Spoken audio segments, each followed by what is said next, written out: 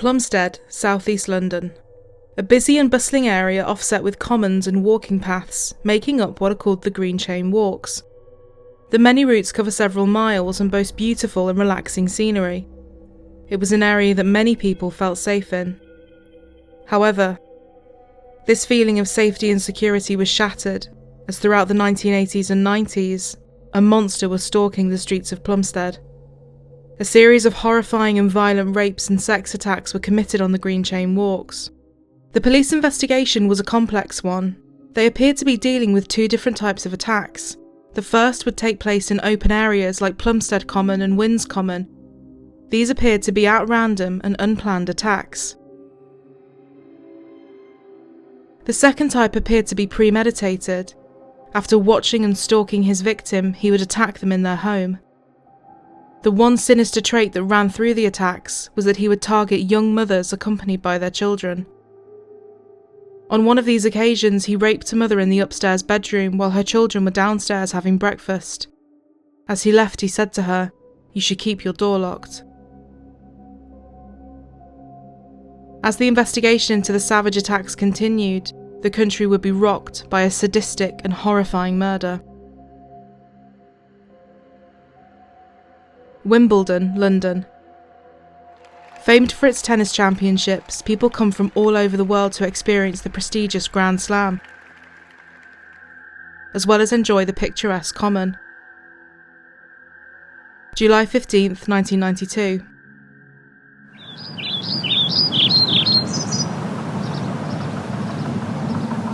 Rachel Nickel took her 2-year-old son Alex and the family dog for a walk on Wimbledon Common. Born in 1968, she had become a mother in her early 20s. Rachel and her partner Andre lived with their son Alex near the Common. She adored being a mother and doted on her son.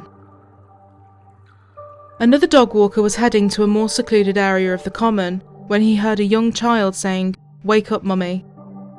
Following the sound of the voice, he soon came across a disturbing scene. Rachel Nickel had been brutally stabbed, slashed, and sexually assaulted. Alex was found clinging to her lifeless body, begging her to wake up. It was revealed she had been stabbed 49 times in a frenzied and ferocious attack. She was pronounced dead at the scene. Alex was not physically harmed. Good evening. The savage knife murder of a young mother in broad daylight stunned detectives in London today. This was an area popular with families, and even the more secluded parts of the Common were still fairly open. The fact her clothes were dishevelled indicated a sexual motive for the murder. She was 23 when she died. She was a shining light, a bright star in my life and everybody who knew her. Somebody must know something. From the ferocity of the attack. So now I couldn't have just walked down the road and not be noticed. And I would say to anybody who does know this person, no matter how they feel about them, please come forward before he destroys anybody else's life. The Metropolitan Police came under immense pressure to catch the killer before they struck again. The ferocity of the murder left people terrified that it wouldn't be long until there was another one. 32 men were questioned over the murder, but the police's sights soon fell on one man. Colin Stagg was known for walking his dog on Wimbledon Common. He was from nearby Roehampton and was somewhat of a social outcast. He also allegedly fit the description given by a few witnesses of a man seen in the area around the time of the murder. Because of the lack of forensic evidence to tie him to the murder or crime scene, police decided to take a different route. They asked criminal psychologist Paul Britton to create a profile of the kind of person they were looking for. They quickly decided that Stagg matched the profile, and thus launched Operation Esdell. Operation Esdell was a covert operation designed in part by Paul Britton to see if Colin Stagg would implicate himself in the murder or give anything away. As the investigation into Colin Stagg continued, so too did the Green Chain rapes. The police hadn't connected the rapes to the murder of Rachel Nickel. The sex attacks that followed appeared to be emulating the Wimbledon Common murder. The violence in the rapes began to escalate. More victims began to report that the attacker was armed with a knife. One of the biggest issues the police force had was that the descriptions of the rapists were varied and vague. The man was described as around 5'7" or 5'8". The police continued to make appeals and issued an e-fit of the suspect. Several people came forward and said the e-fit looked like a Plumstead resident, Robert Napper. When officers went to speak with him, they quickly realised he was far taller than the description given of the rapist. Napper stood at around 6'2". Due to this discrepancy in height, officers ruled him out. Robert Napper's name, however, just kept coming up. It was reported that a peeping Tom was spying in the windows of houses, especially one inhabited by a lone female. He was subsequently arrested. Following his arrest, the police searched his flat on Plumstead High Street. The flat was a singular room and was tidy and organised. They also found a red metal toolbox containing hunting knives. They found an A to Z maps book with routes planned out and locations highlighted. It covered part of the Green Chain Walk. The contents of the toolbox were not linked to the Green Chain rapes. As part of Operation Esdell, the police sent in an undercover officer from the Metropolitan Police Special Operations Group, SO10. She contacted Stagg and posed as the friend of a woman he had contacted through a Lonely Hearts column. Over the following 5 months, she pretended to be romantically interested in Stagg, spoke to him on the phone, and exchanged letters detailing sexual fantasies. She also met with him, and on one of these occasions during a meeting in Hyde Park, they spoke about Rachel's murder. To try and get Stagg to implicate himself, the undercover officer claimed to enjoy hurting people. His mumbled reply was, "Please explain, as I live a quiet life. If I've disappointed you, please don't dump me. Nothing like this has happened to me before." When she went on to say, "If only you had done the Wimbledon common murder, if only you had killed her, it would be all right." He replied, "I'm terribly sorry, but I haven't."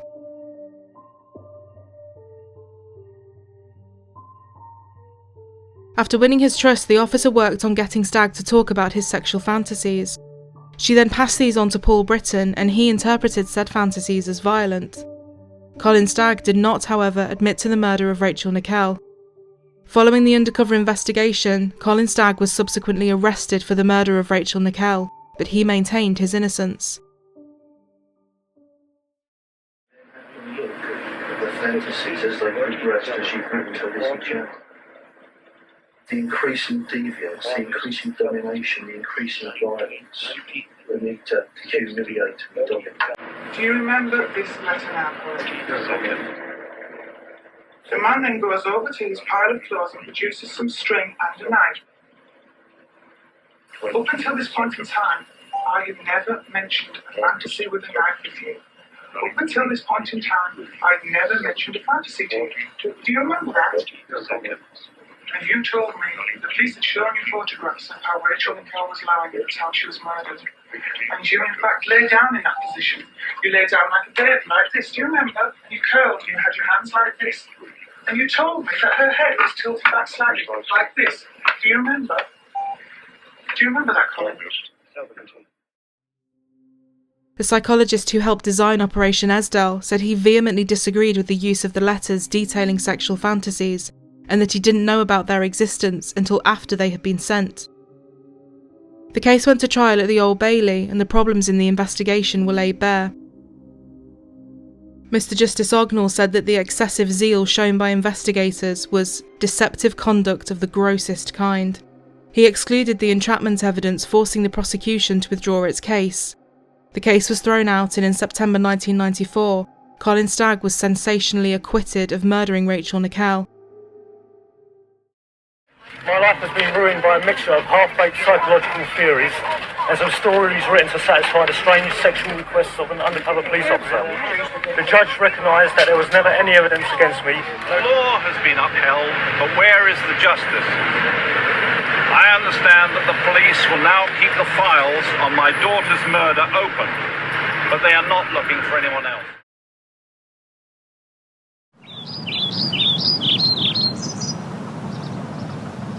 One of the residents of Plumstead was 27-year-old Samantha Bissett.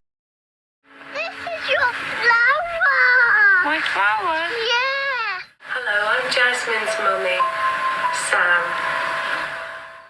She lived in the basement flat on the edge of Wynn's Common with her partner Conrad and their 4-year-old daughter Jasmine. That used to be my boyfriend under there.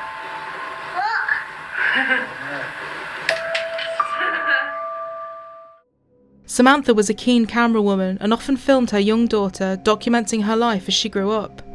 Conrad described Samantha as a feisty woman and a feminist, determined to give her daughter the best start in life she possibly could. Jasmine was a bright, chatty and happy little girl. She got on well with children and adults alike and shared a deep and close bond with her parents. Samantha would often take Jasmine outside to play on the surrounding grass and in the wooded areas, making sure she had plenty of time outdoors. November 3rd, 1993. Conrad arrived home and found the flat door locked. Believing Samantha must have taken Jasmine out, he let himself in. He noticed an odd stain on the carpet as he opened the front door. Upon going into the kitchen, he saw Samantha's clothes strewn all over the floor. It was then he realised that something was seriously wrong. After he entered the living room, the horrifying picture of what had occurred came to light. Someone had forced their way into Samantha's flat and stabbed her more than 70 times in the chest and neck. She had also been mutilated post-mortem. Then came the next question. Where was Jasmine? Jasmine was found in her bedroom where she had been sexually assaulted and then smothered to death. If you're out there, which I think you probably are, could you possibly write to me via the police or something and tell me why you did it? Detective Sergeant Alan Jackerman was one of the first officers to arrive at the Bissett residence. He explained that this did not appear to be a first offence. This was a criminal whose violence had escalated and progressed to this point. The crime scene was so horrific, the police photographer needed to take 2 years off work as it had completely traumatised him. She had been stabbed with such ferocity it is believed she had died quickly. The killer then dragged her body into the living room before mutilating her. Forensic examinations initially turned up nothing. Due to the lack of fingerprints, it was believed that the murderer had worn gloves. But further analysis revealed that the fingerprints of the killer were almost identical to Samantha's, meaning they weren't initially distinguished from each other. When they were checked against police records, it came back with a match. Robert Napper. In May 1994, officers went to his flat and took him into custody. Samantha's partner Conrad described that she had woken up one night and had seen a face in the window staring at her as she slept. It is believed that this was Robert Napper and that he had been stalking her before killing her. Around the time of the murder, a witness reported hearing the voices of 2 male assailants, with one shouting at the other to leave it. It is believed that this was Napper arguing with and shouting at himself. When it was announced that Napper had been arrested, those who were his acquaintances and those who worked with him were shocked by the nature of the horrific killing. The usually quiet and withdrawn Napper did not, on the face of it, seem like the kind of person capable of committing such an offence. But who exactly was Robert Napper? He was born on February 25, 1966 to Brian and Pauline. Shortly after his birth, his parents moved from Erith, London to the nearby area of Plumstead, and he was the oldest of 4 siblings. Napper's childhood was highly dysfunctional and marred by domestic violence. He often saw his father attacking his mother, and fights between the pair were frequent. When Robert turned 9, his parents divorced. Concerned for their welfare, social services had him and his siblings removed from the home and taken into care. They also had to undergo psychiatric evaluations to assess the damage their tumultuous childhood had caused, and subsequently required treatment. Robert would have psychiatric treatment at Maudsley Hospital for 6 years.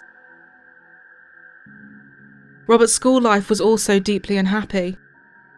He attended Abbey Wood Comprehensive, where he had frequent problems. As a result of having undiagnosed autism spectrum disorder, previously referred to as Asperger's, he was socially awkward and struggled to make and maintain friendships in his class. He was often the target of bullies and was picked on by both boys and girls. His peers would later refer to Robert as being despised throughout the school. At the age of 13, his life was turned upside down. While away on a camping trip, he was sexually assaulted by a family friend. The perpetrator would be sent to prison, but the damage had been done.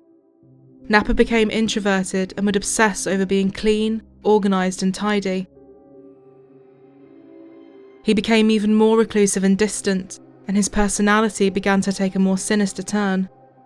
He started spying on his younger sister while she was naked, and began to bully his other siblings too.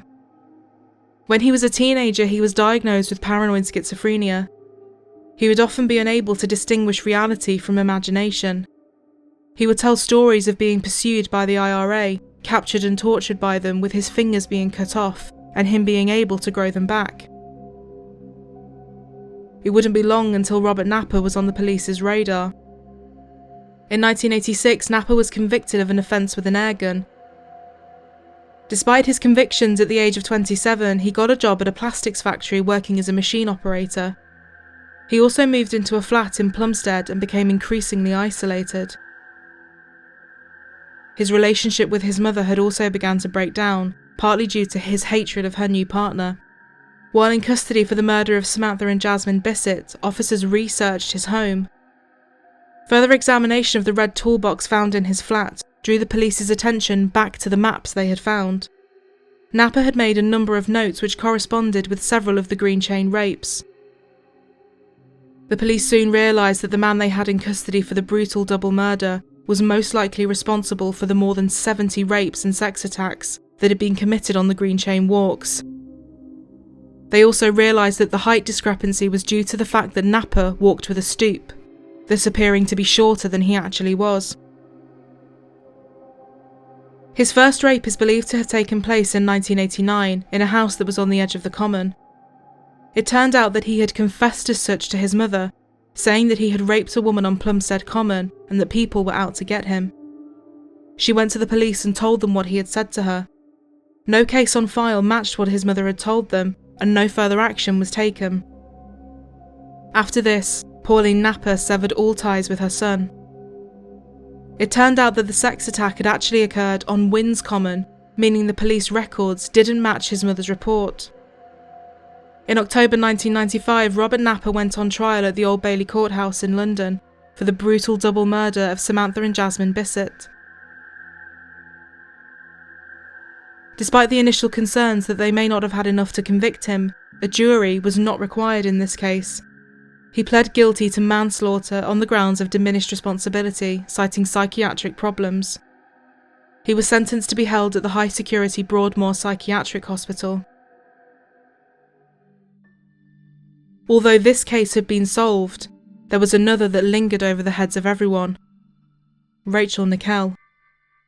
With a botched police investigation and a wrongful arrest, the police needed to find the culprit, but the case had all but stalled. In December 1995, police went to Broadmoor to interview Robert in connection with Rachel's murder.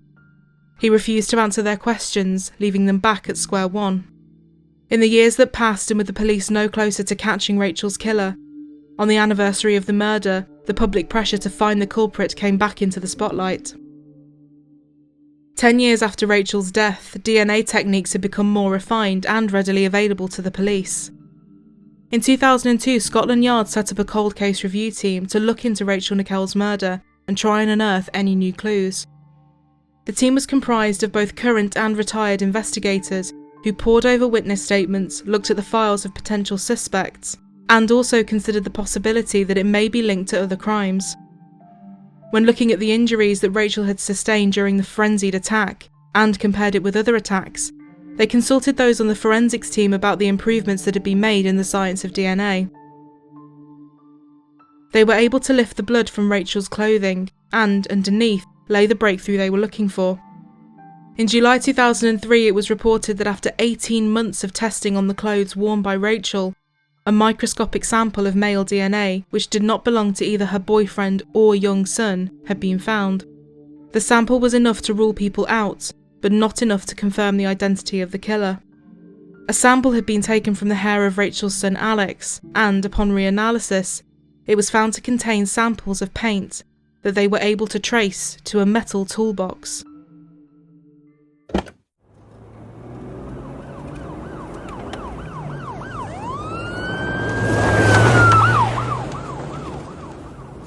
In July 2006, a team from Scotland Yard headed to Broadmoor Hospital. They wanted to talk to the now 40-year-old Robert Napper. Officers were there for 2 days while they interviewed him about a potential connection to the murder of Rachel Nickell. Finally, after more than a decade of waiting, the police got the news they had been hoping for. The microscopic DNA found on Rachel Nickell's clothing came back as a match to Robert Napper. The paint from the toolbox found in Alex's hair also matched the red toolbox used by Napper to hide his knives and maps. When looking at the map found in Napper's toolbox, police found something of interest. The map showed he had ventured out of his comfort zone. The distance between Wimbledon Common and Plumstead had led to him being ruled out initially, despite the similarities in the cases.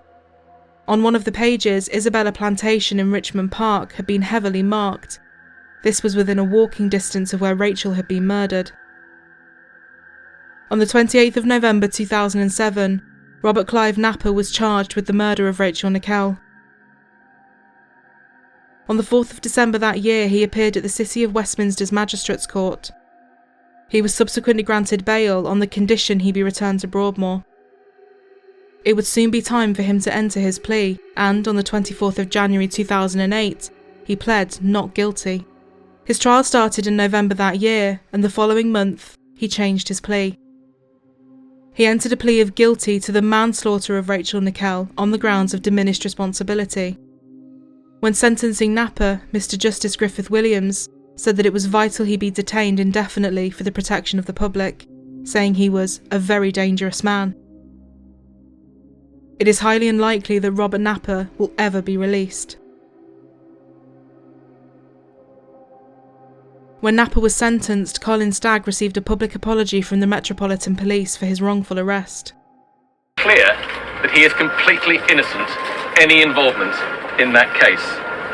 And I today apologise to him for the mistakes that were made in the early 1990s. Keith Predder, the detective who headed the investigation into Colin Stagg, received intense public scrutiny. Despite the judge condemning their actions and Colin Stagg being acquitted, in the years that followed and before Napper was caught, Predder continued to press the idea that Stagg was guilty of Rachel Nickell's murder. In 2001, he told the ITV programme Real Crime, "Colin Stagg has been through a version of justice, albeit truncated, and he has been found not guilty. But I wonder whether he can actually say hand on heart that he believes people will meet him in the streets and believe that." After Stagg was acquitted, Predder retired from the police force. He would later go on to face charges of corruption. The determination of the police to prove Colin Stagg was responsible was revealed to have used £3 million from the public purse, as estimated by an internal review. The same review also found that vital scientific information had been missed during the investigation. Following the 14 months he spent in custody, Colin Stagg sued the police force for damages totalling £1 million. He has co-authored 2 books about his case, Who Really Killed Rachel with novelist David Kessler, and Pariah with journalist Ted Hands. Pariah was published on the same day Napper appeared in court to enter his plea for Rachel's murder. In 2010, the Independent Police Complaints Commission released a report following an investigation into the conduct and actions of the Metropolitan Police Force. It detailed what it described as a catalogue of bad decisions and errors. It suggested that had the police acted accordingly on the tip-offs about Napper and his behaviour, including the one by his own mother, the lives of Samantha and Jasmine Bissett could have been spared. The Independent Police Complaints Commission said that as all officers involved had retired and a key senior officer had died, nobody would face disciplinary action. It also ruled out any criminal prosecutions. The female police officer who went undercover in Operation Esdell took early retirement from the police in 1998. She would later sue the Metropolitan Police Force after being given support by the Police Federation for damages. It was settled out of court and she received £125,000. This move prompted harsh criticism, including from Rachel Nickell's son when he got older, who had received less than a fifth of that, just £22,000, from the Criminal Injuries Compensation Authority. The criminal psychologist who helped form the investigation, Paul Britton, was charged with professional misconduct by the British Psychological Society. However, in 2002, further action was dismissed due to a time delay in the proceedings being brought. After the intense media scrutiny following the murder, Rachel Nickel's partner Andre moved to France with their son. He wrote a book about Rachel's death called The Last Thursday in July, detailing what it was like to go through such a profound loss under such intense media scrutiny and public interest. On August 13, 2008, it was announced by the Home Office that Colin Stagg would receive compensation totalling £706,000. The extent of Robert Napper's crimes may never be fully known, and the damage and hurt his actions have caused are incalculable. Conrad Ellum continues to keep the memory of his partner Samantha and daughter Jasmine alive, talking about them and the impact they had on so many people, ensuring they will never be forgotten. Your flower! My flower? Yeah! Rachel Nickel's partner Andre wrote a public letter of apology to Colin Stagg for pointing the finger at him publicly, saying in an interview with The Guardian, "As a parent, you have to set an example. I can't expect Alex to behave in a certain way if I wasn't prepared to do it myself. I made a mistake, based on information from apparently reliable sources. I helped put a spotlight on him, which made his life worse." Her son Alex remains incredibly close to his father, and they now live in Barcelona. Alex went on to write a book about his experiences titled Letting Go, a true story of murder, loss and survival. According to Andre, Rachel continues to live on through their son. Her sharpness of intelligence, her wicked sense of fun and her movements too. Rachel was tall and elegant, a dancer. Alex has that same elegance. You see it in his gestures, his eyes, his presence. It's been a marathon, but I can look at Alex now and think, I'm in clear water. Mission accomplished. Alex got me through. And Rachel.